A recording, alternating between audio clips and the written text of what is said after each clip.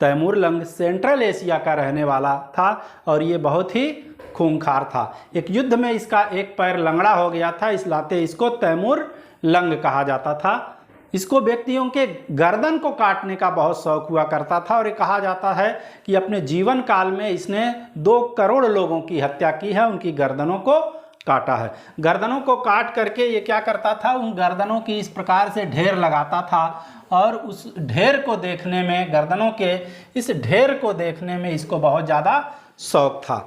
और जब समरकंद जो राजधानी थी, समरकंद के शासक की जब मृत्यु हो गई तो उसने तैमूर लंग ने समरकंद की गद्दी को हथिया लिया और ईरान, अफगानिस्तान तथा सीरिया आदि क्षेत्रों को जीत करके इसने अपने साम्राज्य को बढ़ा लिया।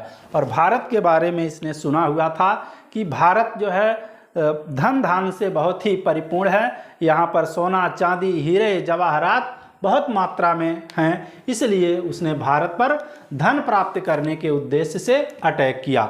और जिस समय तैमूर लंग ने भारत पर आक्रमण किया उस समय तुगलक वंश का अंतिम सुल्तान नासिरुद्दीन महमूद था और तैमूर लंग ने 1398 ईस्वी में दिल्ली पर अटैक किया। यह नासिरुद्दीन महमूद हार जाते हैं और उसने दिल्ली में कत्लेआम का आदेश दे दिया। उसकी सेना 15 दिनों तक दिल्ली में भयानक, बहुत ही भीषण कत्लेआम करती रही। लोगों को खोज खोज करके उनके गले को काट दिया जाता था, उनकी संपत्ति को लूट लिया जाता था और उनके जो घर थे, उनकी जो बस्तियां थी, सबको जला डाला। इस प्रकार से 15 दिन के अंदर तैमूर लंग ने दिल्ली को एकदम खंडहर में परिवर्तित कर दिया था और यह कहा जाता है कि वहाँ कुत्ते और बिल्ली के अतिरिक्त कोई व्यक्ति दिखाई नहीं दे रहा था। इतना रौद्र रूप दिखाया था ये तैमूर लंग ने। और जो मुगल वंश का संस्थापक बाबर है वो भी तैमूर लंग का वंशज है।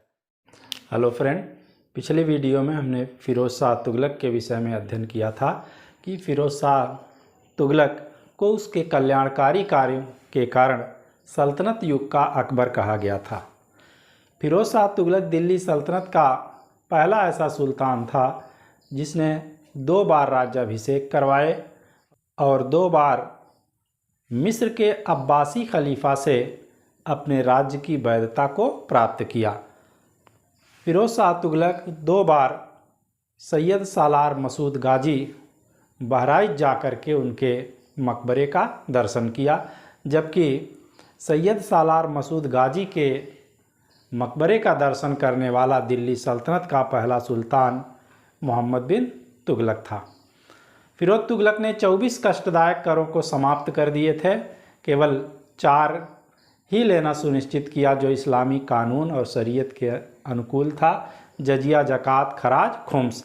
सल्तनत का यह पहला सुल्तान था जिसने ब्राह्मणों पर भी जजिया लगा दिए।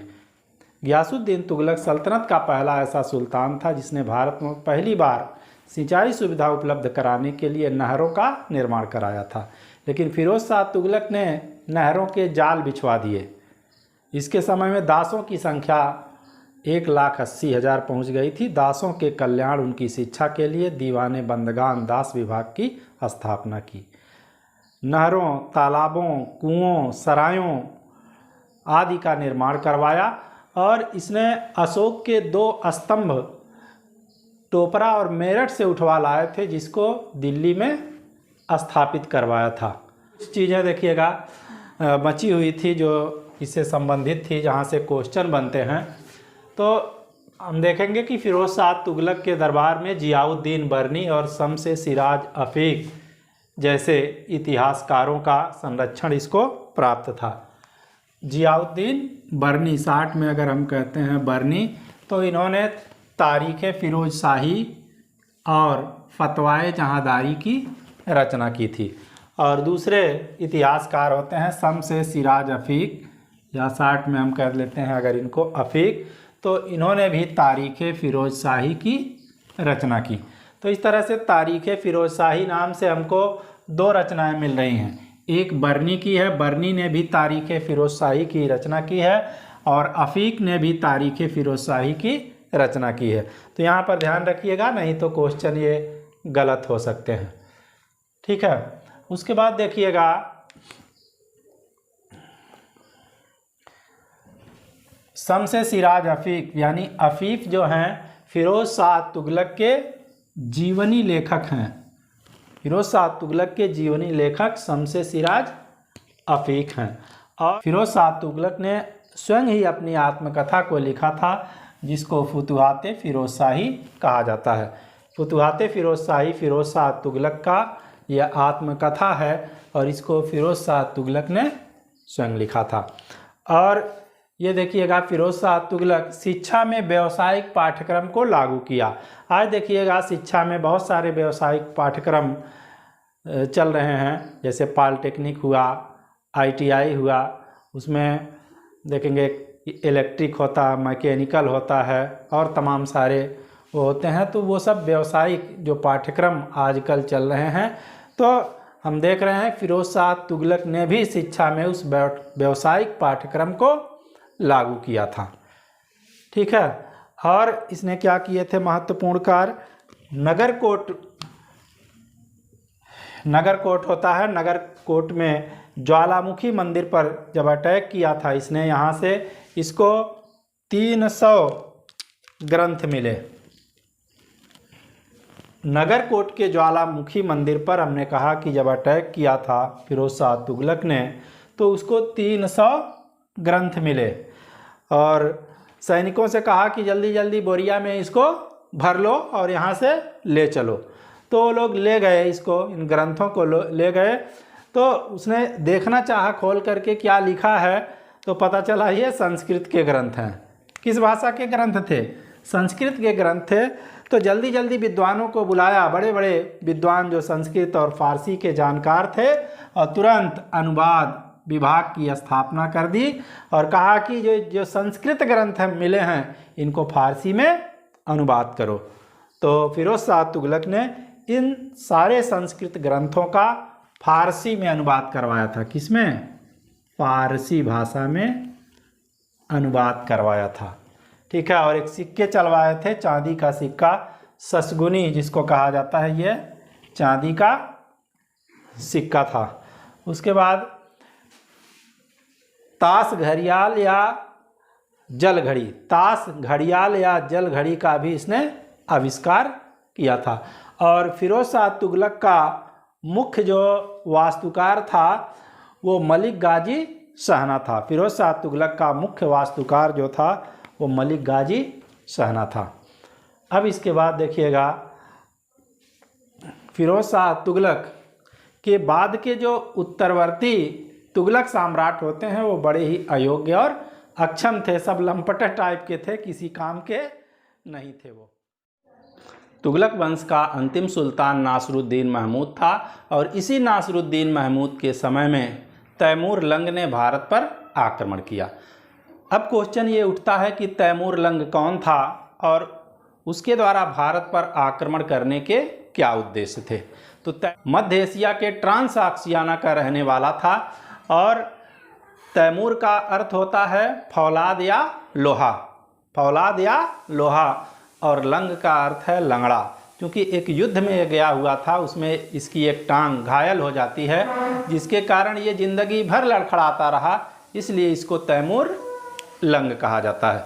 और इसके तैमूर लंग के जो प्रारंभिक जीवन थे वो बड़े ही कष्ट में, बड़े ही गरीबी और तंगी में बीते हैं, क्योंकि इसके पास खाने के लिए कुछ होता ही नहीं था। तो ये क्या करता था, छोटी छोटी चोरियां कर लिया करता था और छोटी छोटी चोरियां करते करते ये अपना एक गिरोह इकट्ठा किया, एक गिरोह तैयार कर लिया। होता नहीं है कि बच्चा पहले छोटी छोटी चोरियां करता है और बाद में वो बड़ा डाकू बन जाता है। तो ये भी देखिए छोटी छोटी चोरियां करते करते ये गिरोह इकट्ठा कर लिया और गिरोह इकट्ठा करने के बाद ये समरकंद राजधानी थी, इस समरकंद का शासक जो था ये इसकी मृत्यु हो गई। तो तैमूर लंग ने इस समरकंद के गद्दी को हथिया लिया। ठीक है। ईरान, अफ़गानिस्तान और सीरिया तक अपने साम्राज्य को इसने, इस पूरे क्षेत्र में अपने साम्राज्य को बढ़ा लिया। ठीक है। उसके बाद देखिएगा 1398 ईस्वी में तुगलक वंश के अंतिम सुल्तान नासरुद्दीन महमूद थे, उन्हीं के समय में इसने दिल्ली पर अटैक किया। दिल्ली पर अटैक करने का उद्देश्य उसका भारत में आकर के यहाँ पर शासन करना नहीं था, बल्कि भारत के बारे में वो सुना था कि भारत जो है वह धन धान से बहुत ज़्यादा संपन्न है, तो वह भारत को लूटना चाहता था, लूट करके यहाँ खजाना अपने यहाँ ले जाना चाहता था। तो 1398 ईस्वी में तैमूरलंग ने नासरुद्दीन महमूद के समय में दिल्ली पर अटैक किया तो क्या हुआ, नासरुद्दीन महमूद हार गए और तैमूरलंग ने दिल्ली में कत्लेआम का आदेश दे दिया। उसकी सेना 15 दिनों तक खोज करके दिल्ली में कत्लेआम करती रही, घरों को, बस्तियों को जला डाला, उनके सामानों को लूट डाला, जहाँ पर पाया किसी को वहीं पर मार डाला। ठीक है, और ये कहा जाता है कि ये तैमूरलंग जो था ये 2 करोड़ लोगों की इसने हत्या की थी अपने जीवन में। भारत की हम बात नहीं कर रहे हैं, पूरे अपने जो जीवन में इसने जो भी लड़ाइयाँ लड़ी थी 2 करोड़ लोगों की इसने हत्या की थी। इसको गर्दन काट करके गर्दनों का यानी कि उनके सरों का ढेर लगाने का शौक़ था। ऐसे ये सरों का ढेर लगवाता था और उसको देखने में मज़ा आता था कि आज हमने कितने सर को कलम किए हैं। ठीक है, ये तैमूरलंग था और तैमूरलंग को भाग्यशाली भविष्य का स्वामी भी कहा जाता है। भाग्यशाली भविष्य का स्वामी तैमूर। और बाबर के बारे में मुगल वंश का जो संस्थापक है, जिसने पानीपत के पहले युद्ध में 1526 में इब्राहिम लोदी को हरा करके भारत में मुगल राजवंश की नींव डाली थी, बाबर भी जो था इसी तैमूरलंग का वंशज था। ठीक है, आगे हम मुगल काल में इसकी और चर्चा करेंगे।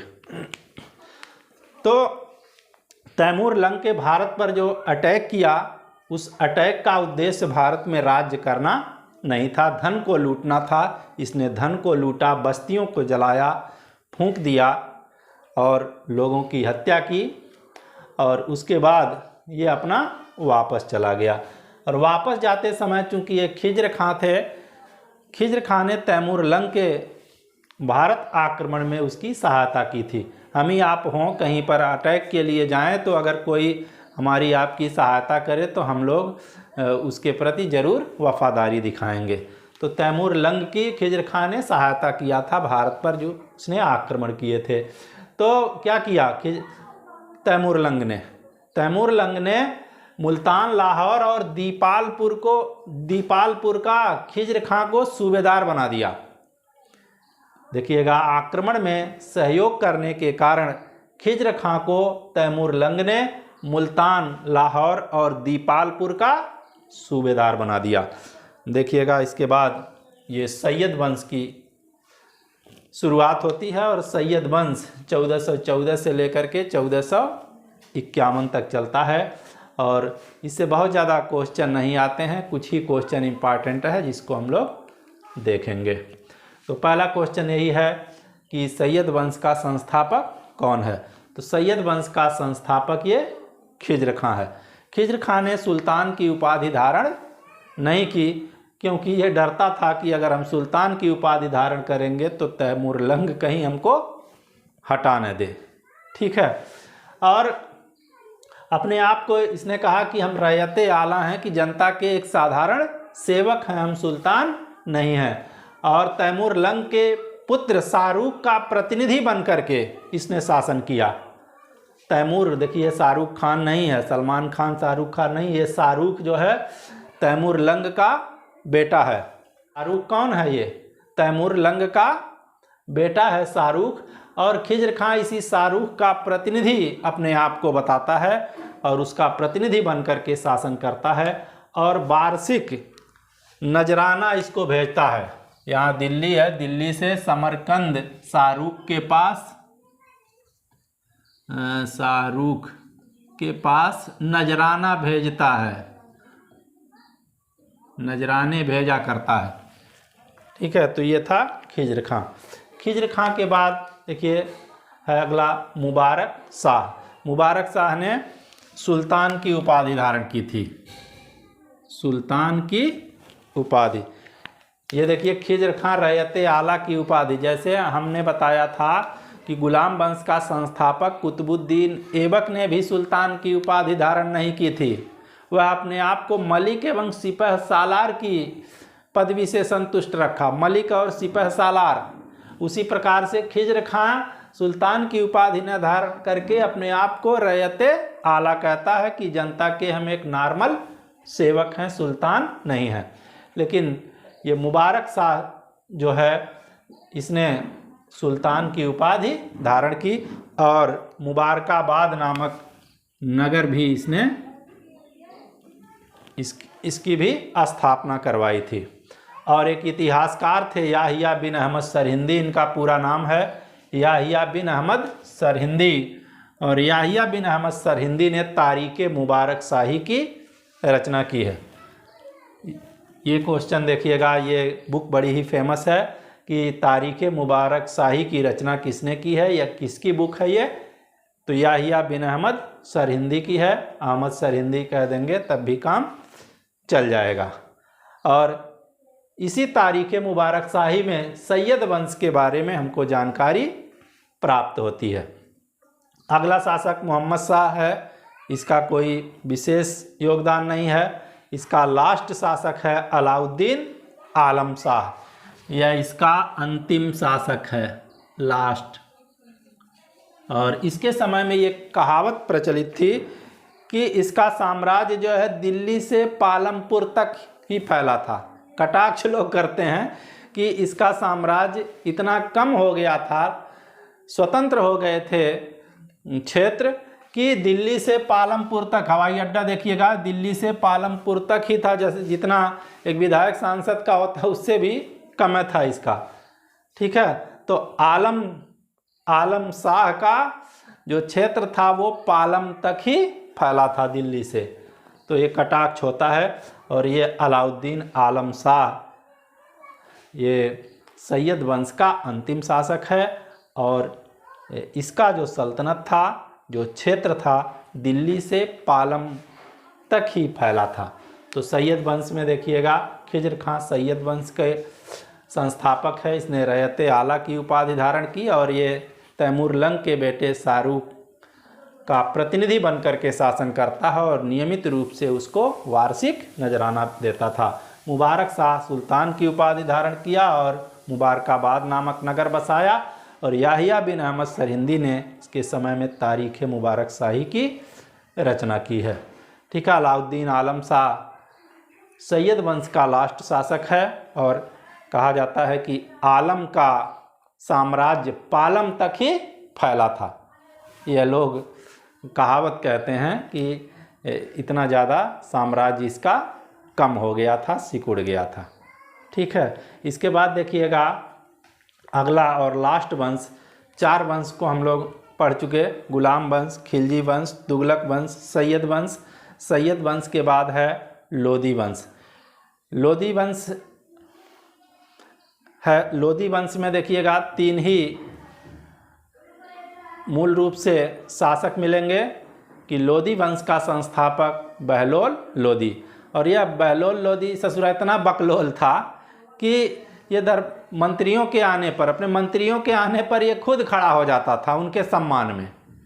ठीक है, तो ये बहलोल लोदी था। लोदी वंश का जो महत्वपूर्ण और प्रतापी शासक हुआ है वो सिकंदर लोदी है। सिकंदर लोदी से क्वेश्चन आते हैं ज़्यादा, उसको हम लोग देखेंगे। और लोदी वंश का अंतिम सुल्तान इब्राहिम लोदी है और इसी इब्राहिम लोदी को बाबर ने पानीपत के पहले युद्ध 21 अप्रैल 1526 में पानीपत के मैदान में हरा करके भारत में एक नए राजवंश की नींव डाली थी, जिसको मुग़ल राजवंश के नाम से जाना जाता है। तो आज के क्लास में बस इतना ही। अगले क्लास में हम लास्ट वंश लोदी वंश के विषय में चर्चा करेंगे।